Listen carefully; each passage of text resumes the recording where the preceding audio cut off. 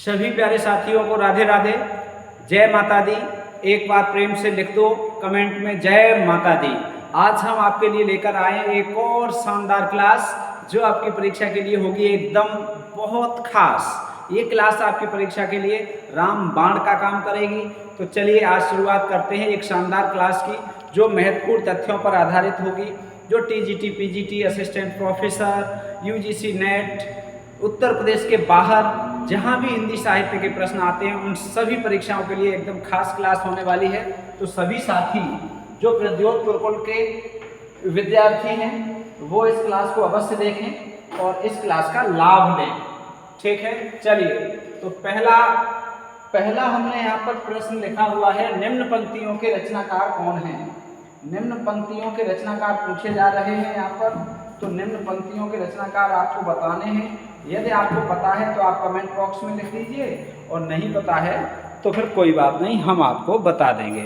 पहला प्रश्न क्या है, पहला विकल्प इसमें क्या है, पहली पंक्ति इसमें क्या है, विपुल मणि रत्नों का छवि जाल। बताओ,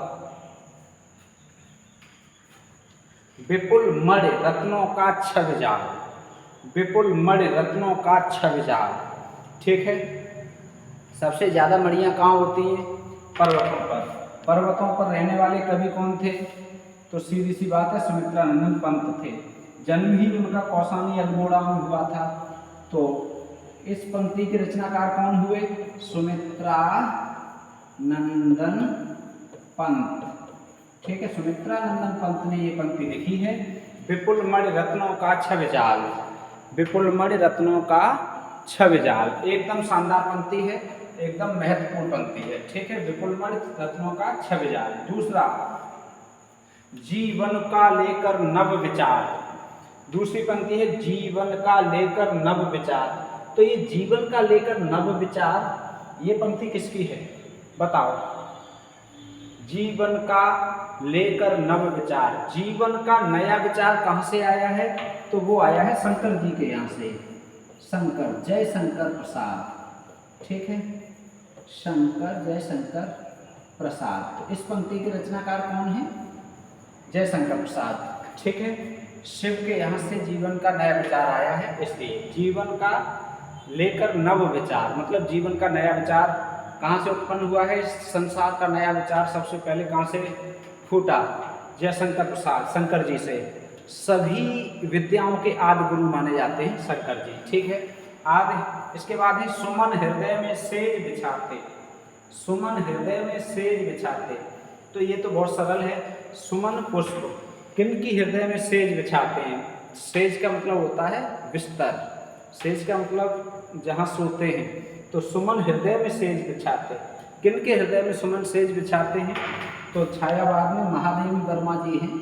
ठीक है, महिलाओं के, मुख्यतः महिलाओं के हृदय में सेज बिछाते हैं सुमन। तो इस पंक्ति की रचनाकार कौन हो जाएंगी, महादेवी वर्मा। ठीक है, देखो एकदम छायावादी कवि हैं, शानदार पंक्तियां हैं, बहुत महत्वपूर्ण पंक्तियां हैं। अगला है, सुनता बसंत में उपवन में कल पूजित पिक। सुनता बसंत में उपवन में कल पूजित पिक, सुनता बसंत में उपवन में कल पूजित पिक। अब इस पंक्ति के रचनाकार कौन है, एक बचे हैं। सीधी सी बात है, बसंत का अग्रदूत जिन्होंने स्वयं को कहा है वो है निराला। निराला जी ने अपने आप को बसंत का अग्रदूत कहा है। बसंत पंचमी वाले दिन उनका जन्म दिवस भी मनाया जाता है। तो ये निराला की हो गई ये पंक्ति। ये देखो ट्रिक से भी याद हो गई हमें और बहुत इंपॉर्टेंट पंक्तियां हैं। चारों पंक्तियां एकदम शानदार हैं। चलो, ये पहला ही प्रश्न है। अब हम दूसरा प्रश्न करेंगे। ठीक है, दूसरा प्रश्न क्या है, निम्न ग्रंथों का प्रकाशन वर्ष। ठीक है, निम्न ग्रंथों का प्रकाशन वर्ष बताइए, प्रकाशन वर्ष बताइए, आपको बताना है। ठीक है, कमेंट बॉक्स में बताना है निम्न ग्रंथों का प्रकाशन वर्ष। तो इसमें सबसे पहले चंदायन। ठीक है, नोट कर लेना जो हम आपको बता रहे हैं, चंदायन। बी नंबर पे, दूसरे नंबर पे लिखेंगे तो मृगावती। दूसरे नंबर पे क्या होगा, मृगावती। ठीक है, तीसरे नंबर पे मधुमालती। ठीक है, छाप दो मधुमालती। बहुत बढ़िया, एकदम से इनका कमेंट में लिखते चलो प्रकाशन वर्ष।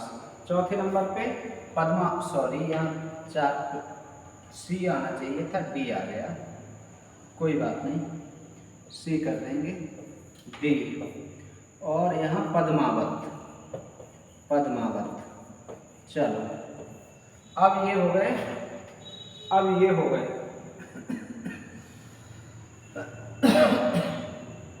इन सभी रचनाओं का प्रकाशन वर्ष आपको बताना है। ये परीक्षाओं की दृष्टि से बहुत महत्वपूर्ण रचनाएं हैं। तो चंद्रायन का 1379 ईस्वी माना जाता है, 1379 ईस्वी चंद्रायन का प्रकाशन वर्ष। अब 1379 के बाद 1400 पूरी छोड़ दो, सीधे से पहुंचो 15 पर। ठीक है, 1503 ईस्वी इसका माना जाता है। कितना, 1503। फिर 1500 के बाद 1503 से सीधे सीधे 45 पे पहुंच जाओ। कितने पर पहुंचोगे, 45 पे। मधुमालती 1545 ईस्वी। ठीक है, और ये 1540 ईस्वी। ठीक है, ये हो गया, ये 1540 ईस्वी। ठीक, तो ये चारों रचनाएं परीक्षा की दृष्टि से बहुत महत्वपूर्ण हैं और बहुत प्रकाशन वर्ष इनके बहुत महत्वपूर्ण हैं। और इनके रचनाकार कौन हैं, ये हमने आपको पहले बता दिया है, पहले क्लास कराए हैं उनमें। चंद्रायन के रचनाकार आपको कमेंट करके बता देने हैं, लिख देना रचना सहित। चंद्रायन के रचनाकार, मृगावती के रचनाकार, मधुमालती के रचनाकार और पद्मावत के रचनाकार। ठीक है, सूफी काव्य की ये 4 प्रमुख रचनाएं हैं। इनके रचनाकार आप कमेंट बॉक्स में लिख दीजिए। आप सबको पता होंगे, ठीक है, पता होंगे, जरूर पता होंगे, ऐसा नहीं है कि आपको पता ना हो। चलो अगला, तीसरा प्रश्न बहुत महत्वपूर्ण प्रश्नों का संकलन है। एकांकी में संकलन त्रय का अर्थ क्या है? संकलन त्रय का अर्थ क्या है बताइए, कमेंट कीजिए। संकलन त्रय का मतलब क्या है? जो एकांकी होती है, एकांकी में संकलन त्रय आता है। तो ये संकलन त्रय में किन चीज़ों का संकलन होता है? 3 चीज़ों का संकलन होता है। वो कौन कौन सी होती हैं? कौन कौन सी होती हैं संकलन त्रय? समय, ठीक है, स्थान, समय, स्थान और कार्य। ठीक, समय, स्थान और कार्य की एकता। समय, स्थान और कार्य की एकता संकलन त्रय कहलाती है। समय, स्थान और कार्य की एकता क्या कहलाती है? संकलन त्रय। ठीक है, चलो ये हो गया। अगला देखो, चौथा, प्रसाद ने अपने किस नाटक में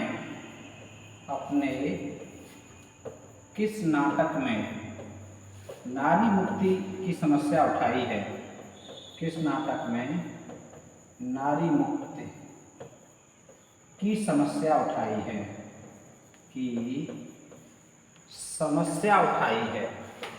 नारी मुक्ति की समस्या उठाई है। ठीक है, नारी मुक्ति की समस्या उठाई है। बताओ, प्रसाद के जितने नाटक हैं उन सभी नाटकों में नारी मुक्ति की समस्या किस में उठाई गई है? बताओ, बहुत बढ़िया प्रश्न है। तो इसका सीधा सा उत्तर हो जाएगा ध्रुव स्वामिनी। ध्रुव स्वामिनी नाटक में प्रसाद जी ने नारी मुक्ति की समस्या को उठाया है। ठीक है, 4 हो गए। अगला देखो, 5वां। अगला है 5वां। ठीक है, गोस्वामी जी की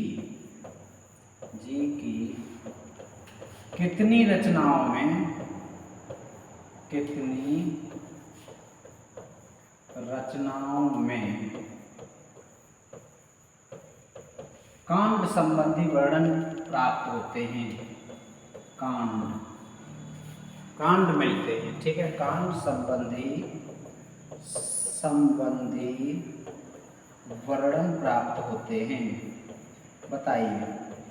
प्राप्त होते हैं, कांड संबंधी वर्णन प्राप्त होते हैं, बताओ। गोस्वामी जी की कितनी रचनाओं में कांड संबंधी वर्णन प्राप्त होते हैं? ठीक है, ठीक। यहाँ कांड की जगह हम एक शब्द को और जोड़ दें, उत्तरकांड संबंधी, ठीक है। और आपको अच्छा करे दे रहे हैं लोग, उत्तरकांड। आप बताओ, ठीक है। गोस्वामी जी की कितनी रचनाओं में उत्तरकांड संबंधी वर्णन प्राप्त होते हैं? तो इसका सही उत्तर हो जाएगा, इसका सही उत्तर होगा 4। गोस्वामी जी की 4 रचनाओं में उत्तरकांड संबंधी वर्णन प्राप्त होते हैं। वो 4 रचनाएं कौन सी हैं? यदि आपको पता है तो आप कमेंट बॉक्स में हमें भी बता दीजिए, ठीक है। नहीं पता है तो कोई बात नहीं, पता है तो हमें बताइए। 5 प्रश्न हो गए, छठा प्रश्न हम आपको बताने के लिए तैयार हैं। छठा प्रश्न हम आपको बताने के लिए तैयार हैं, ठीक है। केतु का पर्यायवाची क्या है? केतु का अर्थ क्या है? बताओ। केतु का पर्याय क्या है? बताओ। केतु का पर्याय है ध्वज। क्या है? ध्वज। चलो, केतु का पर्याय क्या हो गया? ध्वज। अब ऐसे ही 7वां प्रश्न। अब कौन सा? 7वां प्रश्न। चिंतामणि का पहला भाग कब प्रकाशित हुआ? चिंतामणि का पहला भाग कब प्रकाशित हुआ? पहला भाग कब प्रकाशित हुआ? बताइए, कब प्रकाशित हुआ? चिंतामणि का पहला भाग कब प्रकाशित हुआ? बताओ। चिंतामणि का पहला भाग कब प्रकाशित हुआ? तो 1939 ईस्वी में। कब हुआ है? 1939, ठीक है। चिंतामणि का पहला भाग। 7 प्रश्न हो गए। अब देखो 8वां प्रश्न देखो। 8वां, राष्ट्रभाषा संदेश। राष्ट्रभाषा संदेश। राष्ट्रभाषा संदेश। राष्ट्रभाषा संदेश पाक्षिक पत्र था। पाक्षिक का मतलब होता है एक पक्ष में एक बार। पक्ष होता है 15 दिन का, शुक्ल पक्ष कृष्ण पक्ष। पाक्षिक पत्र कहाँ से प्रकाशित होता था? बताइए, कहाँ से प्रकाशित होता था? प्रकाशित होता था, कहाँ से प्रकाशित होता था? आपको ये बताना है, बताओ। बहुत अच्छा प्रश्न है। राष्ट्रभाषा संदेश कहाँ से प्रकाशित होता था? तो इसका सही उत्तर हो जाएगा इलाहाबाद से। कहाँ से प्रकाशित होता था? इलाहाबाद से, ठीक है। चलो, इसके बारे में आपको और कुछ आ रहा हो तो आप जरूर बताएंगे, ठीक। अब देखो 9वां प्रश्न। अब कौन सा प्रश्न?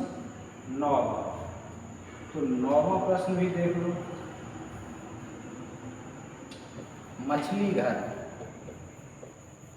मछली घर, ठीक है। काव्य के संपादक। काव्य के संपादक बताइए कौन? मछली घर काव्य के संपादक।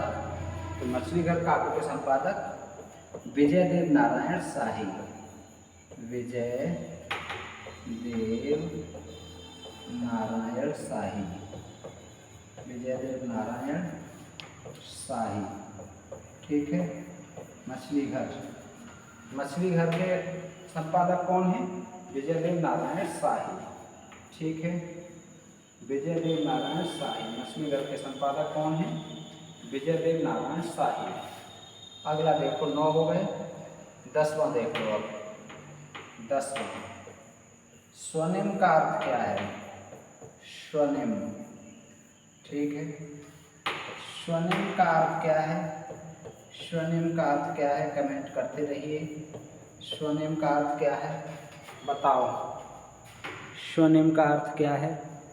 बहुत अच्छे प्रश्न हैं, बहुत अच्छे प्रश्न हैं। तो स्वनेम का अर्थ क्या होता है, ध्वनि। स्वनेम का अर्थ क्या होता है, ध्वनि।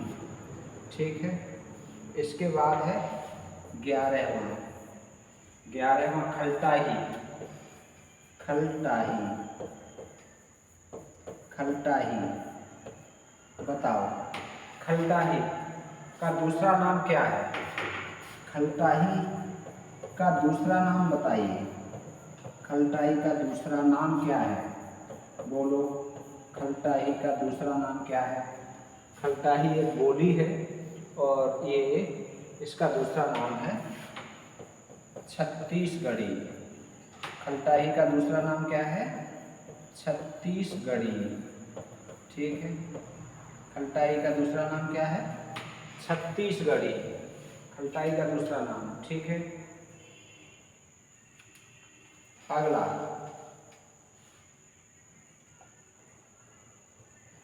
बारहवां, भाषा इंडिया। भाषा इंडिया। ठीक है। भाषा इंडिया किस कंपनी का पोर्टल है, बताइए। किस कंपनी का पोर्टल है। भाषा इंडिया किस कंपनी का पोर्टल है, बता दीजिए। बोलो, भाषा इंडिया किस कंपनी का पोर्टल है, बताओ। तो ये सीडक कंपनी का है। कौन सी कंपनी का पोर्टल है भाषा इंडिया, सीडक। कितने प्रश्न हो गए, 12 प्रश्न हो गए। ठीक है, 12 हो गए। 13वां देख लो, कितने प्रश्न हो गए, 12। अब कौन सा देखना है, अभी 13 देख लो। 13 निबंध गद्य की कसौटी है। निबंध गद्य की कसौटी है। किसने कहा, निबंध गद्य की कसौटी है। ठीक है। किसने कहा, बताओ। निबंध गद्य की कसौटी है, किसने कहा। तो ये निबंध गद्य की कसौटी है, रामचंद्र शुक्ल ने कहा। रामचंद्र शुक्ल, आचार्य रामचंद्र शुक्ल ने कहा है निबंध गद्य की कसौटी है। क्या कहा है, निबंध गद्य की कसौटी है। किसने कहा है, आचार्य रामचंद्र शुक्ल ने। आचार्य रामचंद्र शुक्ल ने कहा है निबंध गद्य की कसौटी है। ठीक है। चलो अब अगला देखते हैं। अगला देखो 14वां प्रश्न। ठीक है, 14वां प्रश्न देख लो। चलो देखो,